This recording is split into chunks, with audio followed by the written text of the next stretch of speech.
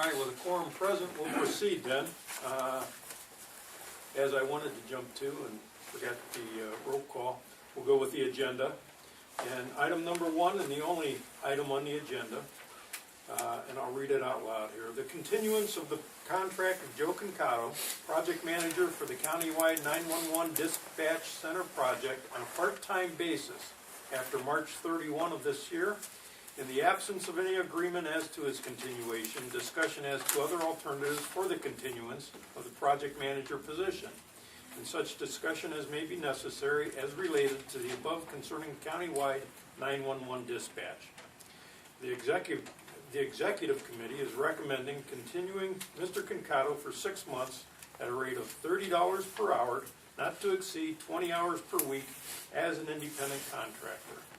With that, I will turn it over to Mr. Gonzalez, the chairman of the governance board. Thank you, Chairman. We're at the point, I guess I'd like to start with what we've accomplished so far to bring everybody up to date. The governance board has been meeting. We meet the second Thursday of every month. At this point, we have got to all the dispatchers, or at least 60 of them, enrolled in classes. So they are all being trained the same to come into this center. That class is being taught by Stark State. It was developed by law enforcement and fire officials. They've really thought this is what we need from our dispatchers. That's taking place. We did win a grant from, I believe it was called Efficiency Gov. Efficiency Gov now. And it was $100,000, which we haven't used all that, but we did contract to have an RFP written to purchase a CAD system that the commissioners have pretty much, committed to $2.5 million that was left from the original sales tax that was collected for this project.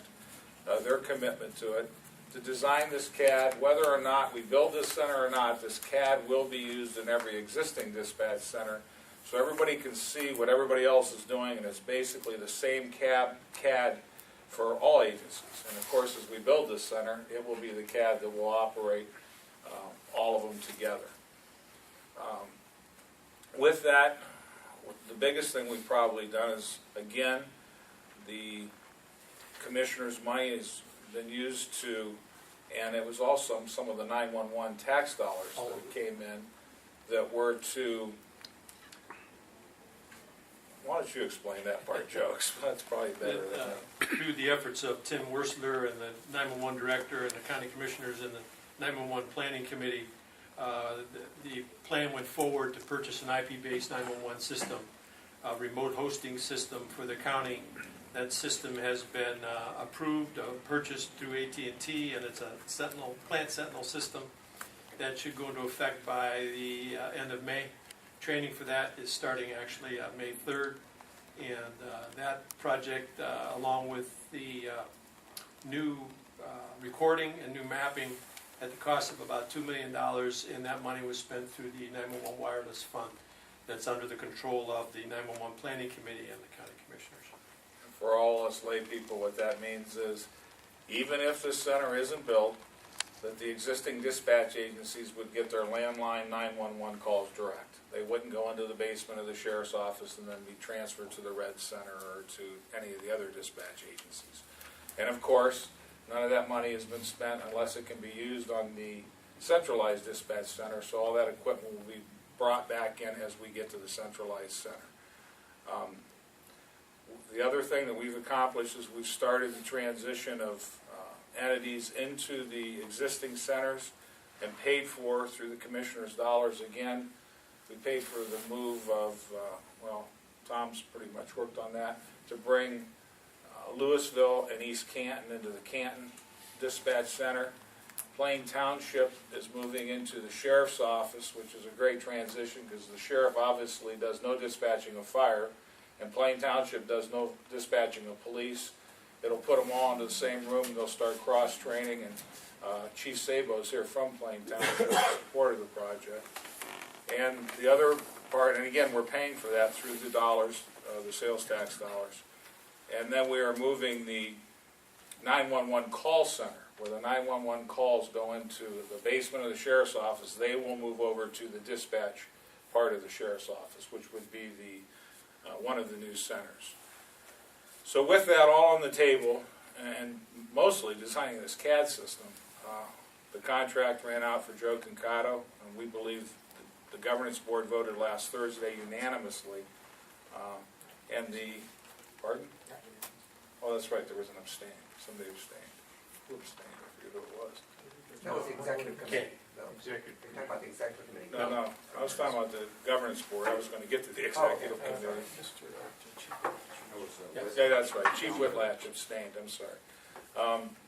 And it was the recommendation of that, and then the executive committee of Scog voted also to retain Joe as the motion was read on a part-time basis, $30 an hour, not to exceed 20 hours a week.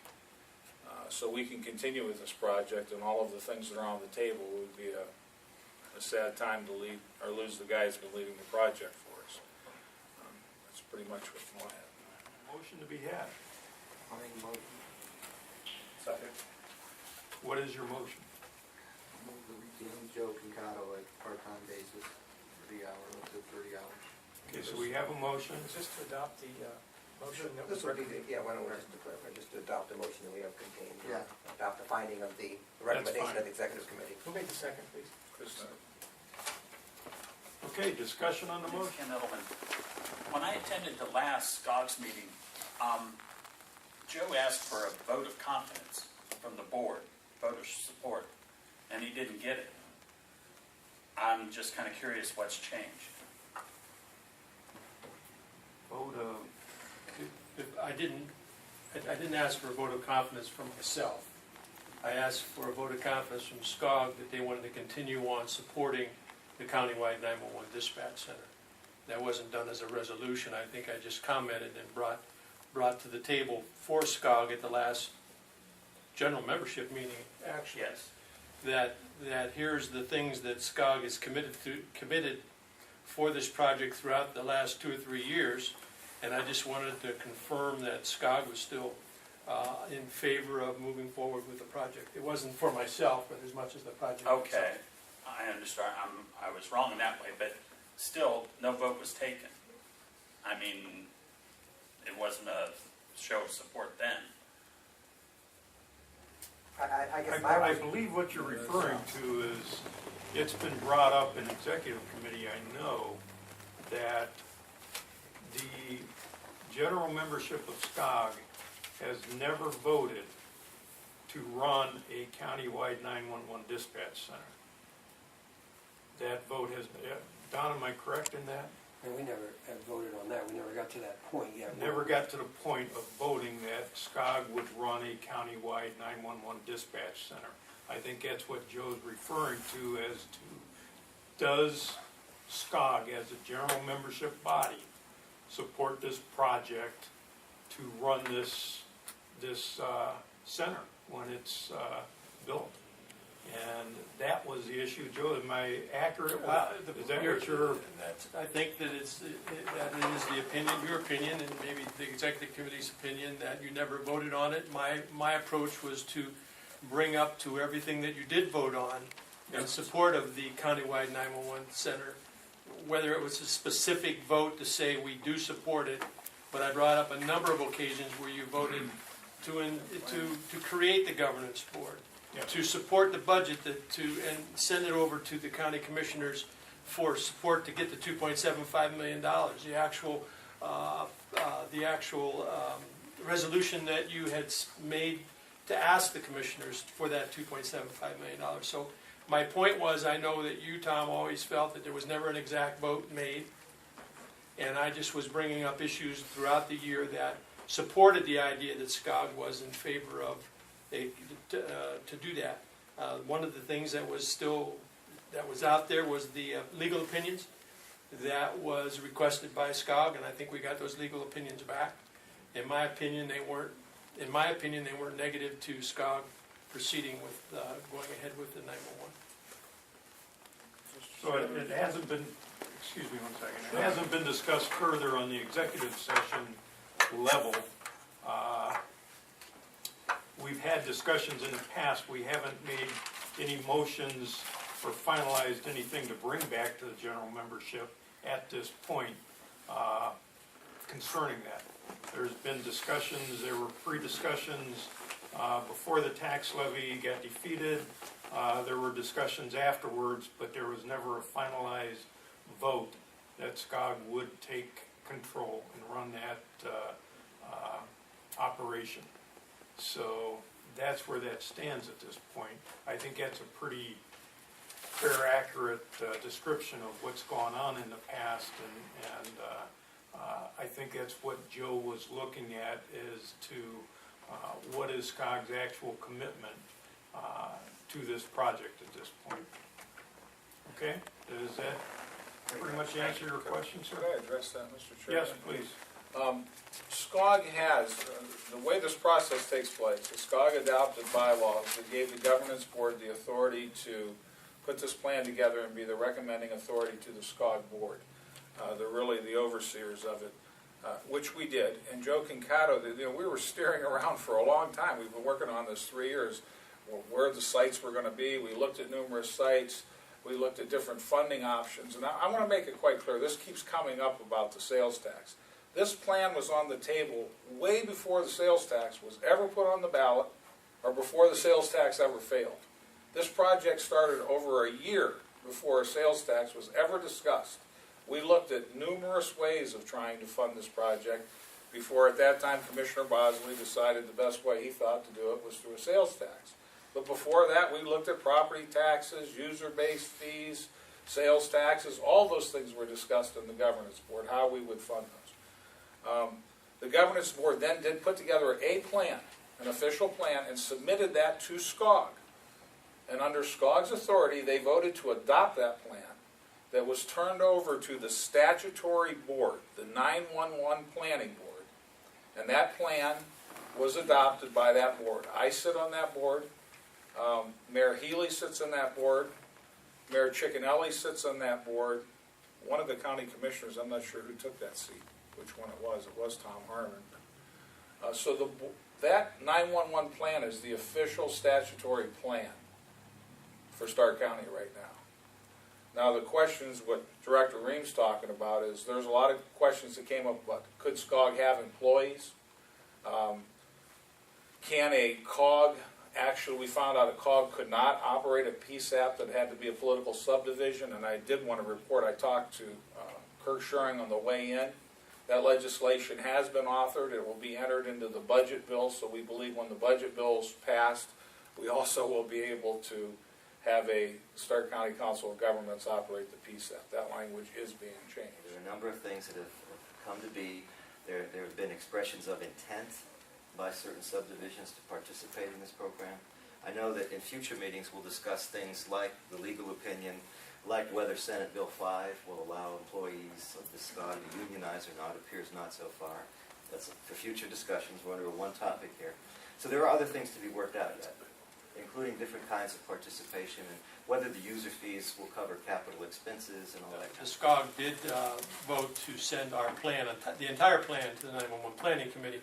However, the 911 Planning Committee can only vote on the PSAP side of that plan. That's the side where the 911 fees come in. That's why they spent the $2 million out of the 911 wireless fees. That plan has proceeded forth. That's what they can vote on. We did go to the commissioners, both Commissioner Burnaby and Commissioner Creighton. Commissioner Ferguson was in Columbus, I believe, and brought the entire plan for them. And after we did that, they did approve encumbering the $2.5 million for the countywide 911 plan. But I just want to make it clear that there is a division there, that the PSAP is the only thing that the 911 Planning Committee controls. They control the 911 fee. They control anything on the PSAP side, and the PSAP side really means the 911 side where you answer the phone call. The other parts of that is the CAD and the dispatching. And again, we need SCOG's support on that, and we think we have it. But I just wanted to make sure that that's clarified. Thank you. I'm sorry, one more thought, just for the general membership. Fiscal issues were discussed as well in that executive committee meeting. This money, before the vote is taken, I think everybody realizes, will come out of SCOG's money. to pay Joe. He's been under a grant largely for the last couple of years. This will be Scog money, and there were some concerns raised as to our fiscal ability to do this without jeopardizing the crime lab, which has run so successfully for a long time in Metro. We're okay, we've got carryover, but it's dwindling. And it was also discussed that there was likely to be 21 to 25% cut in the undivided local government fund to us, because that's the engine that drives Scog, and that's going to be cut pretty severely this year and next year. So fiscal issues were discussed. It was raised that the city of Canton might be able to provide personnel or a person to help in the bridge time period. But again, coming back to the original discussion, it was generally felt that Joe Concato, per the motion that's recommended in front of you, could do this well, and that we have the funding for now. But there are fiscal concerns that still remain. Were to work 6 months, that would be 26 weeks at $600 a week. That would be 15.6 maximum, That's correct. as opposed to something in the 20s. Whatever it is. I Just didn't want to get your hopes up too high. no, that's okay. Les Camp, Orange Township, how did you come up with 6 months? What made that period versus the rest of the year? You know what, there was discussion as to whether it should go the rest of the year, or someone on the executive committee put a 6-month on, and that got into the motion, and that's what was passed. I mean, they feel they can complete whether they're gonna do it 6 months then, is that what you're saying? Or his commitment is 6 months they'll be complete? I don't want to give you up. No, that's okay. No, I think, number one, 6 months would give us the opportunity. There was some debate, at least as to whether or not Joe Concato would be retained at all, and that's why the motion came to the executive committee. But then there was discussion that 6 months should get us far enough down this road, hopefully and we will have several meetings with the general membership between now and then, that if it appears it's necessary to extend that beyond 6 months, it's going to be an open topic for us to debate into the future to say yes or no to it. And I think it gives 6 months, gives us an opportunity and Joe an opportunity to take this further down the road so that we know and can determine whether this is viable, both economically and legally. And the commissioner's resolution on this that we did adopt to commit the $2.6 million that we still hold in the general fund for this was based upon 2 conditions, and one is that the by contract or otherwise that this is determined to be economically viable, and secondly that the legal issues as to its operation and so forth are resolved. On the motion. Do you want a roll call vote? Do you want a show of hands? Do the roll call. Roll call vote, please. Which one? Yeah, I think so. Alliance? Yes. Canal Fulton? Yes. Canton, Joseph Martuccio? Yes. Tom Ream? Yes. Maslin? Yes. Minerva, yes. North Canton? Yes. Stark County, Tom Burnaby? Yes. John Ferraro? Yes. Michael Hankey? Yes. Stark County Park District? Yes. Canton Township? Yes. Jackson Township? Yes. Lawrence Township? Yes. Marlboro Township? Yes. Perry Township? Yes. Plain Township? Yes. Washington Township? Yes. Motion passed.